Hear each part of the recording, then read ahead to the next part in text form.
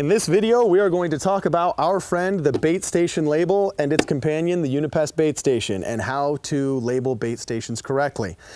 Just like many other Unipest devices, this is subject to certain legislation requirements that we're going to go over shortly. Now, the labeling requirements for the Unipest bait station are similar to all the other labeling requirements that we have for all the other handheld devices on our truck or used in our company.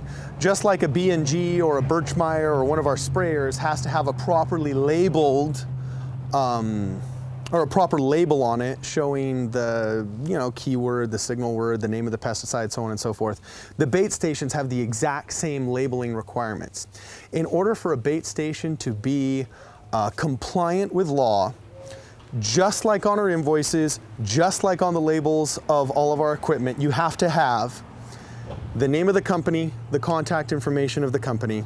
You have to have the common name of the rodenticide with its active ingredient and its EPA registration number.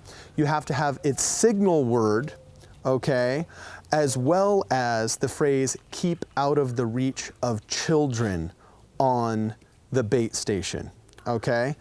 So here we've got a bait station from my house. And as you can see, we've got all of the compliance here. There's the name of the company, Unipest. There's even a station label here. If you're gonna have multiple stations on one site, it's helpful to put 1 of 15, 3 of 15, 7 of 15, so on and so forth.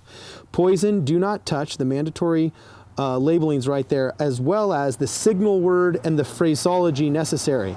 Caution, keep out of the reach of children.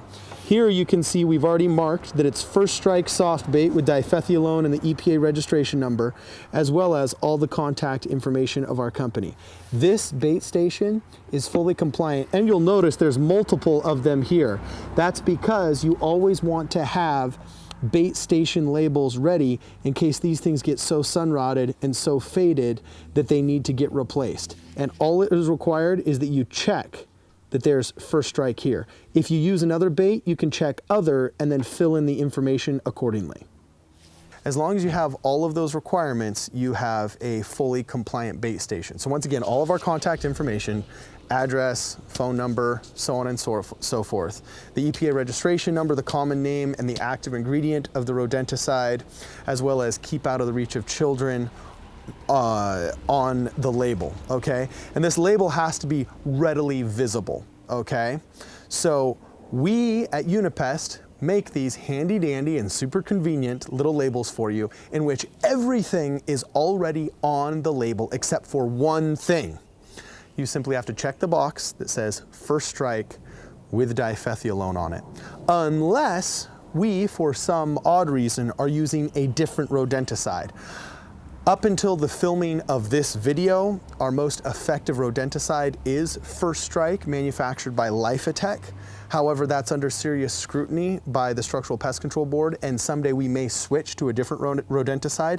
If we do, you can still use the same labels. Instead of checking the First Strike box, in which everything is on the label for you, you will check the other box. You will write down the common name of the rodenticide. Let's just say it's a JT Eaton peanut butter block.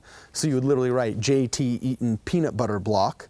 Then you would put in the parentheses section the active ingredient. Let's just say it's brodifacoum or bromadiolone. Okay, you would actually write that down. And then the EPA registration number. As long as all of that is on the label and you have placed it in an area that's visible from a decent distance, then you have a fully compliant bait station ready to be placed.